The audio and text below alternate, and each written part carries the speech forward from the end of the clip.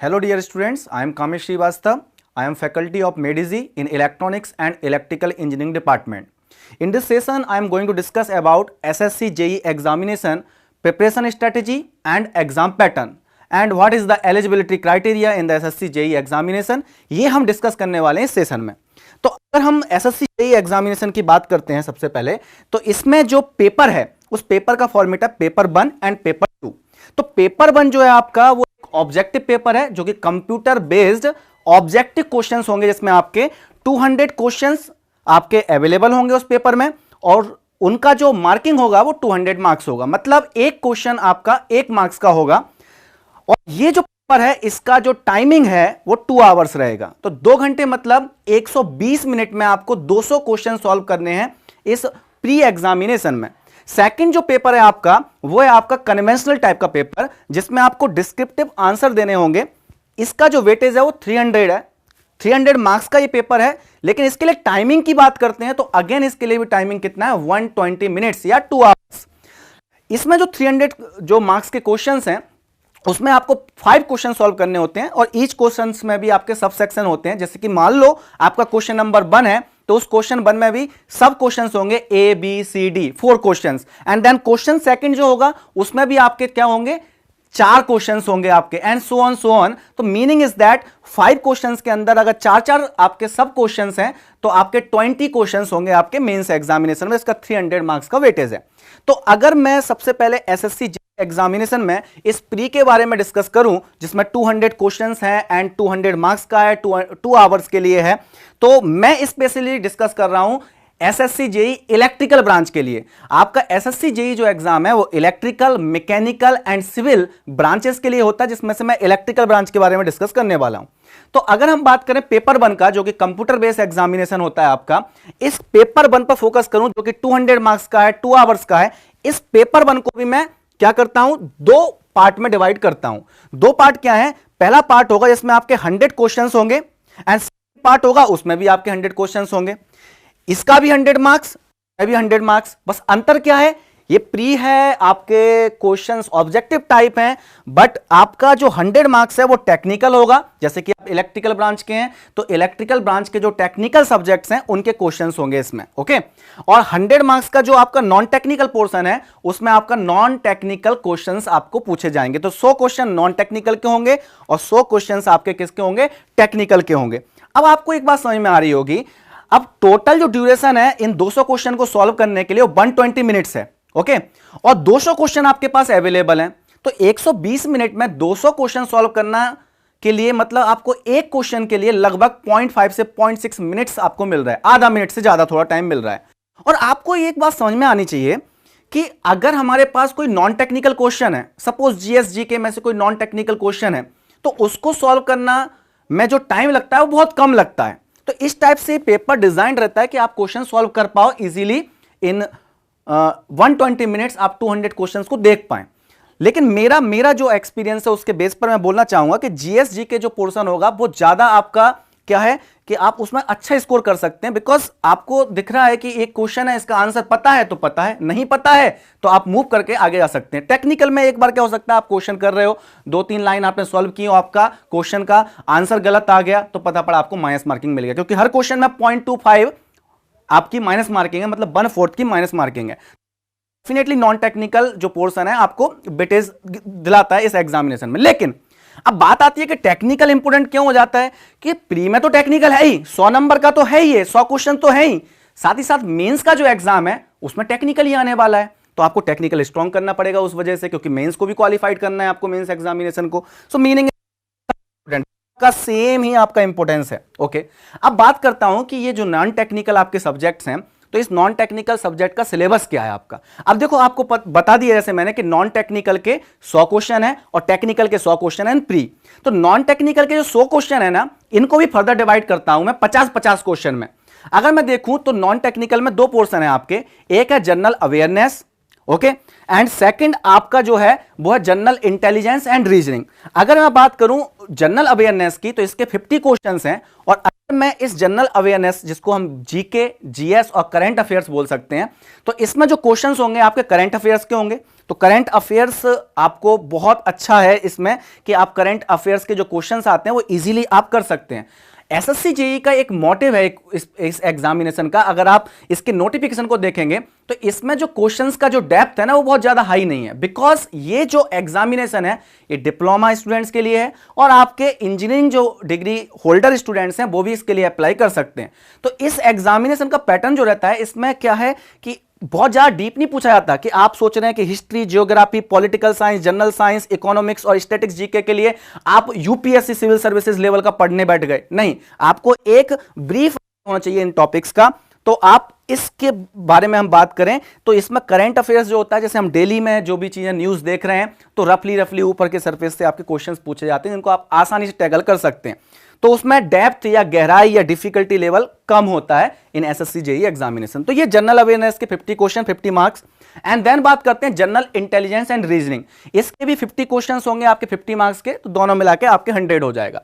अब इसमें जो सिलेबस रहेगा आपका, जो 50 क्वेश्चंस बिलोंग करेंगे वो आपके करेंगे coding and decoding, analogy, classification, blood relations, direction sense, decision making, judgements and visual memory, series, mirror image etcetera.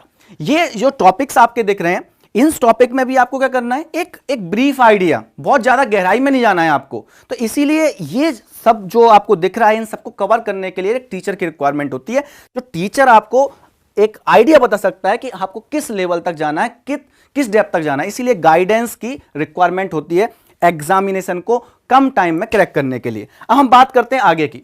अब टेक्निकल सब्जेक्ट्स की बात करूं मैं, ठीक है। तो एक पोर्शन हो गया नॉन टेक्निकल, 100 क्वेश्चन, 100 मार्क्स। अब बात करते हैं second portion, that is technical subject. इसमें भी आपके 100 क्वेश्चन होंगे 100 मार्क्स के। अब इलेक्ट्रिकल से हैं तो इलेक्ट्रिकल का सिलेबस आएगा, सिविल से हैं तो सिविल का सिलेबस आएगा, मैकेनिकल से तो मैकेनिकल का सिलेबस से आएगा।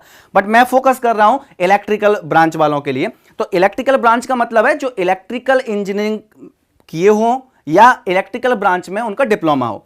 तो इसमें जो सिलेबस है आपका, उसमें पहला सब्जेक्ट जो है वो basic electricals and circuit theory, मतलब जिसको हम नेटवर्क थ्योरी बोलते हैं, ये वही टॉपिक है, वही सब्जेक्ट है। सेकंड है मेजरमेंट एंड मेजरिंग इंस्ट्रूमेंट, इसी को हम मेजरमेंट बोल देते हैं, मेजरमेंट एंड इंस्ट्रूमेंटेशन सब्जेक्ट बोल देते हैं। तीसरा है इलेक्ट्रिकल मशीन। फोर्थ वन है generation, transmission and distribution, that is power system. Okay, फिर हम बात करते हैं बेसिक इलेक्ट्रॉनिक्स की, ये आपका एक और सब्जेक्ट है इसमें। एंड नेक्स्ट है estimation and costing, and last one है यूटिलाइजेशन ऑफ इलेक्ट्रिकल एनर्जी। तो ये आपका सिलेबस है किसका, technical SSC JEE electrical branch का। नेक्स्ट बात करते हैं कि इस सिलेबस के बाद कि अगर मैं इसमें बात करूं कि बेसिक इलेक्ट्रिकल जो है इसमें कौन कौन से टॉपिक्स हैं जो जनरली आपके पूछे जाते हैं in the assessee JEE examination. Okay, और सिलेबस के अकॉर्डिंग कौन कौन से इंपोर्टेंट और टॉपिक्स आपके अवेलेबल हैं। तो इसमें जो पहला टॉपिक दिख रहा है आपको, concept of resistance, inductance and capacitance and related laws, जैसे ओम्स लॉ आ गया आपका। तो ये सब पूछा जाता है इसमें बेसिक इलेक्ट्रिकल्स में। नोडल एंड मेश एनालिसिस पूछा जाता है, एसी के फंडामेंटल्स पूछ लेते हैं, नेटवर्क की थ्योरम पूछ लेते हैं आपसे, मैग्नेटिक सर्किट पर भी क्वेश्चन देखने को मिल जाता है आपको, resonance and three phase system पर भी आपको क्वेश्चन देखने को मिलता है एसएससी जेईई एग्जामिनेशन में। नेक्स्ट बात करते हैं मेजरमेंट एंड मेजरिंग इंस्ट्रूमेंट्स की। इसका भी वेटेज अच्छा है, सबसे ज्यादा वेटेज जो होता है आपका वो basic electricals and circuit theory का होता है। नेटवर्क का सबसे ज्यादा वेटेज आता है आपका एसएससी जेईई एग्जामिनेशन में। ओके, तो नेक्स्ट बात करता हूं मैं आपको यहां पर। तो अगर हम नेक्स्ट बात करें यहां पर, तो नेक्स्ट है आपका इलेक्ट्रिकल मशीन्स। तो इलेक्ट्रिकल मशीन्स के सिलेबस की बात करें तो इसमें DC machines, transformer and single phase induction motor, three phase induction motor and synchronous machines and आपका स्पेशल मोटर्स के क्वेश्चंस देखने को मिलते हैं। इसका भी वेटेज अच्छा आता है। तो ये आपके सब्जेक्ट्स जो हैं। पावर सिस्टम्स की बात करें, इसमें पावर सिस्टम मींस वही पावर जनरेशन, डिस्ट्रीब्यूशन। तो इस सब्जेक्ट की बात करें तो इसमें आपका जो टॉपिक्स हैं वो है different types of power station, load factor, diversity factor and demand factor. इस पर क्वेश्चन देखने को मिलते हैं। Cost of generation and factor improvement, power factor improvement का जो क्वेश्चंस होते हैं वो आपके आते हैं। ट्रांसमिशन लाइंस पैरामीटर पर भी आपको क्वेश्चन देखने को मिलते हैं। Cable, insulator and mechanical design of overload lines पर भी क्वेश्चन देखने को मिलता है।